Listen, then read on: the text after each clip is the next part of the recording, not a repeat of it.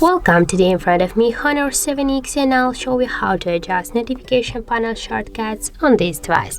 So first you should open the notification bar, and here you'll see the edit icon down there.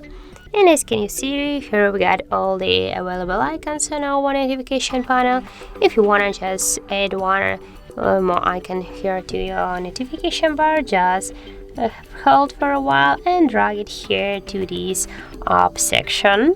And also we can just add one more icon here, just hold and drag it to the position where you want to add your icon. By the same way, you can just remove the icon from your notification panel, just hold for a while and drag it here to the down for the section to remove by this way.